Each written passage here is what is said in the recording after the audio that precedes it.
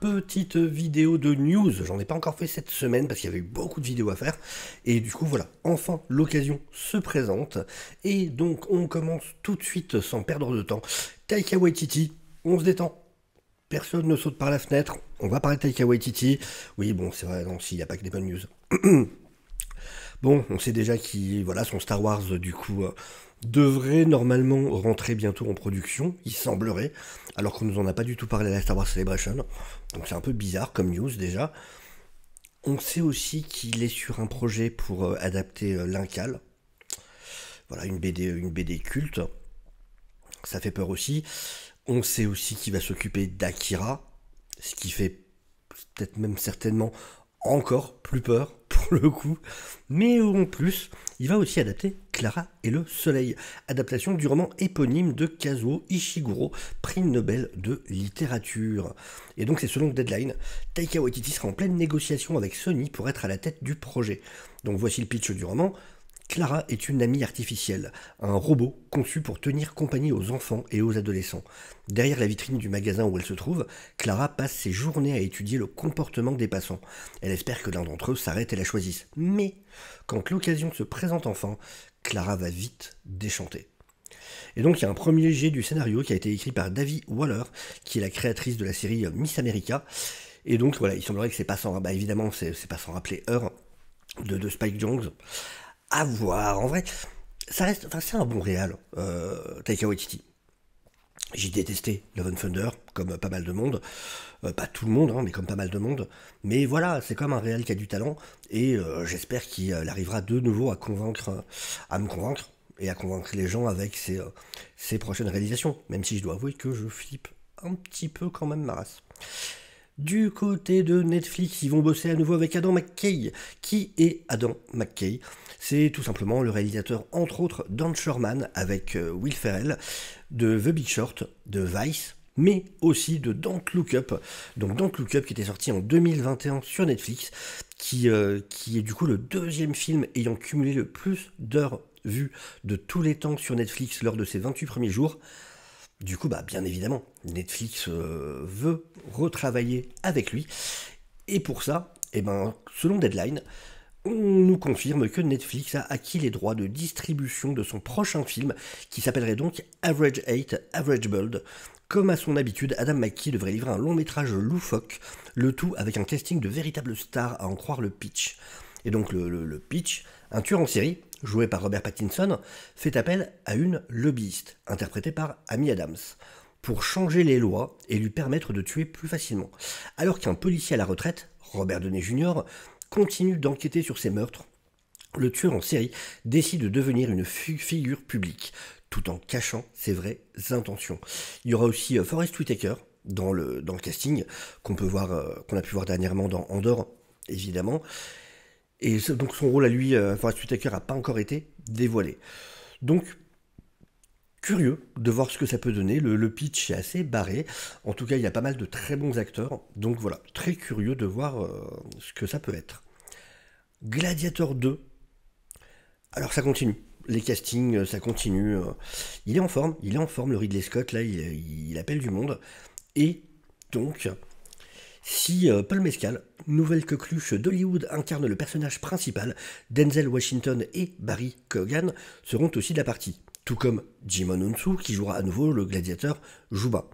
Alors que le casting de Gladiator 2 s'est agrandi, il y a seulement quelques jours, Deadline a révélé que Pedro Pascal pourrait rejoindre la suite de Ridley Scott. Donc évidemment Pedro Pascal, Mandalorian, Last of Us, Wonder Woman 84, Game of Thrones, Narcos... Voilà, plein de choses. Donc, est-ce qu'il devra s'occuper d'un enfant qui devra amener d'un point A à un point B dans Gladiator? On verra. Mais donc voilà, il semblerait qu'il y ait des grandes chances, en tout cas, qu'il rejoigne le casting. Alors, une nouvelle un peu surprenante. Cliffhanger 2. Qui se rappelle de Cliffhanger? Donc, ce film presque culte, on va dire. En tout cas, un gros film des années 90.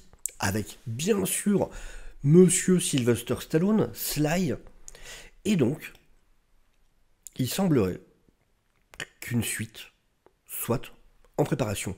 Et donc c'est Deadline qui nous apprend que Stallone reprendra son rôle dans une suite. Alors si les détails du scénario restent encore inconnus, le média a révélé que la suite sera réalisée par Rick Roman Vogue, le réalisateur de La Chute du Président et Greenland le Dernier Refuge. Au scénario, on retrouve Mark Bianculli, créateur de la série Lincoln à la poursuite du Bon Collector, qui a aussi écrit pour la série Hunters avec Al Pacino. Alors, c'est marrant parce qu'à la base, il y avait une version. Il devait y avoir normalement une nouvelle version féminine cette fois. Donc il semblerait que ça a été abandonné parce qu'en plus ce film-là est produit par Stallone, mais aussi par Anna Lily Amirpour, qui justement était celle qui devait produire la version féminine de Cliffhanger. Donc il semblerait que le projet est annulé. Peut-être qu'ils ont gardé des idées qu'il y avait dedans pour les intégrer du coup à cette version-là, ce qui se fait souvent. Qui sait, peut-être que ça sera Stallone qui du coup gérera une nouvelle génération de grimpeurs ou grimpeuses. Je sais pas le terme exact, je pense que ça peut aller. Mais donc voilà. En tout cas, bon, évidemment, pas encore de date pour l'instant, mais Cliffhanger 2, projet qu'on n'attendait pas, mais à voir, pourquoi pas. Alors, là, ça concerne un truc vraiment que je ne regarde pas du tout, mais j'ai trouvé ces chiffres hallucinants. Miraculous, Ladybug. Je sais pas si vous avez entendu parler. Il y a peu de chances, si vous n'avez pas d'enfant et que vous avez un âge à 2 chiffres, mais, donc c'est une série qui existe depuis un moment, et donc, il semblerait que c'est un phénomène mondial. Donc c'est une série franco-coréo-japonaise, qui a été diffusée dans pas moins de 120 pays, et s'est plusieurs fois retrouvée en tête des audiences sur TF1 depuis son démarrage en 2015. En avril 2021, le lancement de la saison 4 a notamment signé un record d'audience avec 949 000 jeunes téléspectateurs scotchés à l'écran, tandis que quelques jours plus tôt, l'épisode spécial Miraculous World Shanghai, la légende de Lady Dragon, a culminé à 1,3 million de téléspectateurs. Forcément, vu le succès, il y a eu une 5e saison qui a débuté en 2022, tandis qu'un long métrage d'animation est prévu en salle cet été. Il sera réalisé par Jérémy Zag, le producteur de la série, qui signera à l'occasion son premier long métrage et sera produit par On Entertainment et distribué par SND. Pourquoi je vous en parle? Jusque-là, ok, bon, série qui a pas mal de succès, machin. Il y a plusieurs séries d'animation françaises ou coproduites en France qui ont déjà été adaptées en long métrage, c'est pas la première fois. Il y a eu Totally Spies, il y a eu Titeuf, il y a eu les As de la Jungle. Voilà, il y en a eu plusieurs. Là où ça change, c'est son budget. Ça va être 80 millions. 80 millions de budget. 80 millions d'euros. Pas de dollars, 80 millions d'euros de budget. C'est une production 100% française. En général, là, les films que j'ai cités avant, Totally Spies, tout ça, c'est entre 1 et 15 millions d'euros normalement. Là, c'est 80 millions. De fait, le film est le 2e plus cher de l'histoire en France. Derrière la coproduction internationale à 197 millions d'euros, Valérian et la Cité des 1000 planètes, donc de Luc Besson.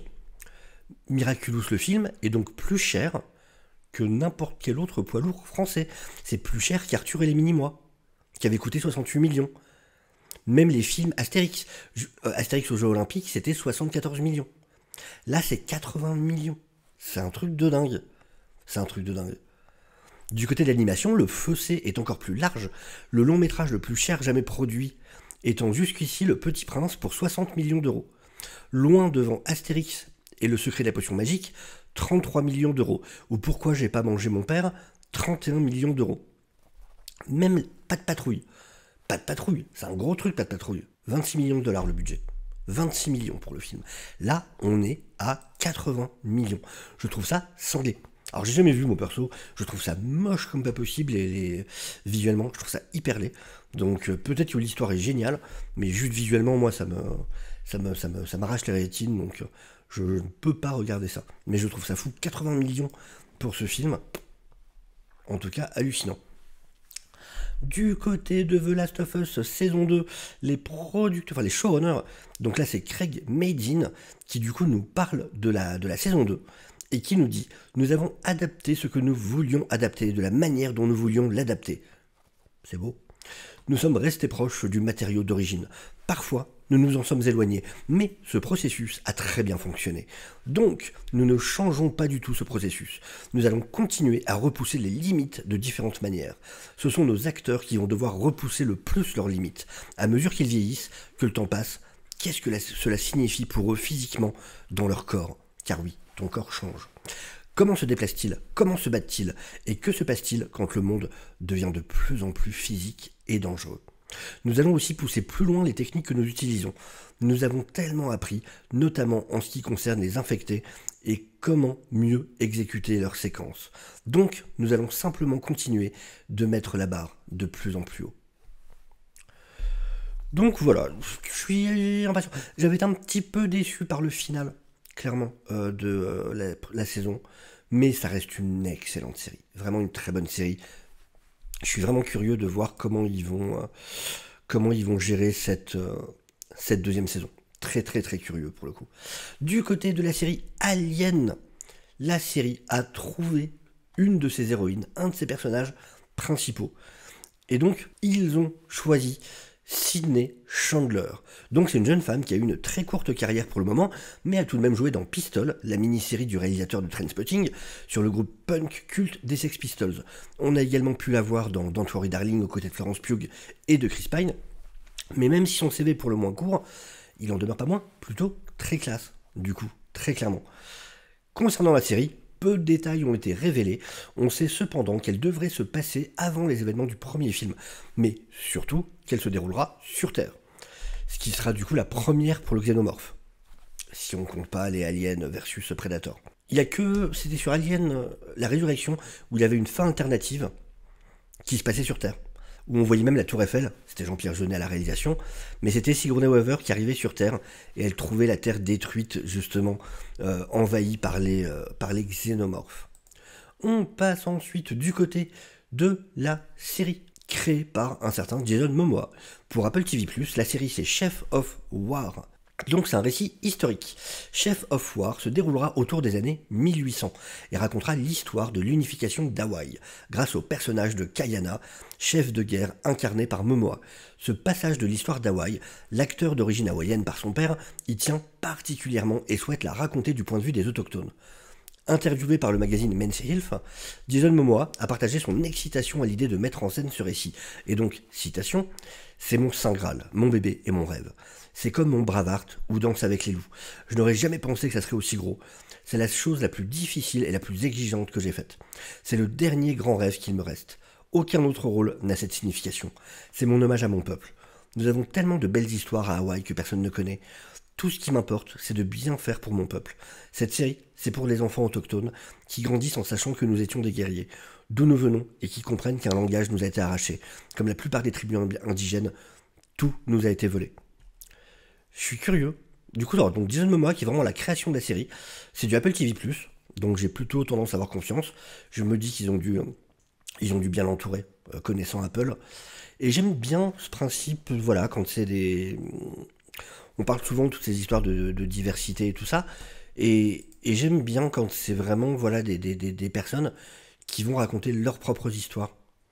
Je trouve ça toujours plutôt assez intéressant. Donc je suis vraiment curieux. Je suis assez curieux. Effectivement, c'est un truc qu'on connaît pas trop sur la culture hawaïenne. Et ouais, je regarderai pour le coup ce programme-là. Du côté de Superman, mais pas de Superman Legacy, on parle cette fois de l'autre Superman, celui par Ta-Nehisi Coates, écrit par Ta-Nehisi Coates, donc ce Superman noir.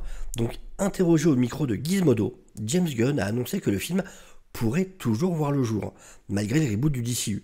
On pensait à un moment que c'était annulé, puis on nous avait dit que non, puis machin. Voilà, là on sait ce qu'il en est. Donc ce que nous dit James Gunn, ces deux choses n'ont rien à voir, donc le DCU et ce film-là. C'est un film passionnant. Je sais que Chantal Lang, qui est producteur exécutif de ce projet, est très enthousiaste à son sujet. Donc, si le scénario arrive et qu'il est génial, mais je ne l'ai pas encore lu, et si le timing est bon, cela pourrait absolument se produire. Cela n'a rien à voir, il s'agirait d'un récit Elseworld comme Joker. Mais j'aime bien parce que c'est vraiment qu'il y a un tri. Donc voilà, il n'a pas vu le scénario pour l'instant. C'est écoutez, si quand le scénario arrive, je le lis et qu'il est très bon, pourquoi pas? De toute façon, c'est dans son coin. Et du coup, moi, cette idée, je sais qu'il y en a pas mal qui bloquaient sur ce truc-là, mais de savoir que c'est un Elseworld, pas de souci. Moi, vraiment, C'est cool. Enfin, c'est fait pour ça, les Elseworlds, justement. De la même manière que Red Son, et si Superman était tombé en Russie, ou ainsi de suite. Enfin, il y en a plein. Et si Superman, et si Jonathan et Martha Kent n'étaient pas ceux qui avaient trouvé Superman, et ainsi de suite. Bah, et si Superman, effectivement, était noir. Je trouve ça plutôt intéressant comme Elseworld possible. Donc pourquoi pas. Voilà, en tant que lecteur de comics, évidemment, si ça avait été le Superman de la continuité, ça m'aurait dérangé entre guillemets dans le sens de bah oui, mais du coup ça change tout à Superman, ça change énormément de choses, et donc c'est plus Superman, c'est un autre personnage. Là on parle d'un Elseworld. Yes, si le film est cool, allez, je suis partant, tant mieux. On passe cette fois du côté de Superman Legacy. News très rapide. Petit malin James Gunn, petit malin.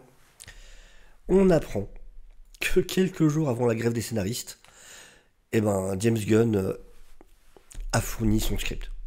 Donc c'est bon. Aucun blocage par rapport à ça. Il n'y aura pas de blocage sur la pré-production de Superman Legacy. Donc c'est plutôt une bonne nouvelle. C'est The Wrap qui a appris ça du coup en exclusivité. Et donc, il faut savoir que le tournage, la production de Superman Legacy est prévu pour le premier semestre 2024. Donc là, on est sur la phase de pré-production. Et du coup, voilà, bonne nouvelle, il a fini son script. Donc, aucun souci, même avec la grève des scénaristes. À moins, alors attention, si les acteurs rentrent en grève aussi, ça peut tout changer. Parce que là, même les castings sont bloqués, les acteurs ne peuvent plus travailler. Enfin, ça sera là, vraiment, ça sera le pire de tout. Hein. Ça serait étonnant que ça arrive, mais au cas où, ça serait terrible. Mais en tout cas, voilà, donc pas de ralentissement, en tout cas pour Superman, plutôt une bonne nouvelle de ce côté. Du côté de Star Wars, on a encore appris un truc. On avait parlé, si vous suivez la chaîne, vous vous rappellerez qu'on avait parlé de cette histoire de Kathleen Kennedy qui avait dit que non, Kevin Feige, son projet de film pour nous, ça n'a jamais vraiment été un truc en développement, ça avait été dit par des journaux, par des fans. Moi-même, j'étais pas au courant directement. Mais vous doutez bien que je l'aurais écouté s'il avait un projet, machin. Connerie totale. Elle était tout à fait au courant, c'était en développement. Alan Horn, lui-même, le supérieur de Kathleen Kennedy, en avait parlé. Le scénariste qui avait été embauché pour ça en avait parlé. Et ben, on continue. Dans la série Kathleen Kennedy, tu racontes n'importe quoi. On vient d'apprendre qu'en fait, deux personnes avaient été en tout début de discussion, l'idée avait été émise pour être les réalisateurs de ce film. Et ces deux personnes, donc c'est pendant une interview avec Jason Bateman, Sean Ice et Will Arnett, donc trois acteurs qui ont leur podcast qui s'appelle Smartless, les Russo Brothers ont clairement dit qu'ils avaient été effectivement ce qu'on appelle early conversation, ils avaient été en début de discussion pour réaliser le film produit par Kevin Feige.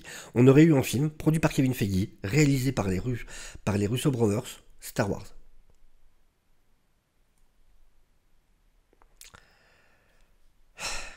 Voilà. Voilà.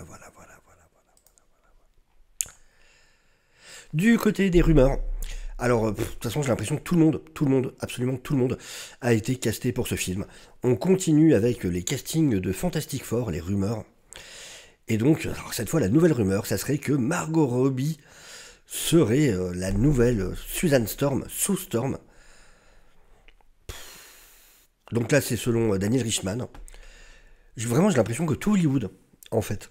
Donc, Adam Driver serait Reed Richards, Margot Robbie serait Sue Storm, j'attends de voir. Moi, franchement, là, on a eu des rumeurs tous les jours là-dessus. Il y a eu celle de Mila Kunis en La Chose il n'y a pas longtemps. Je suis pas hyper fan de l'idée de Margot Robbie en Sue Storm. Pourquoi pas? Je suis partagé. C'est une excellente actrice, attention, il n'y a pas de débat là-dessus.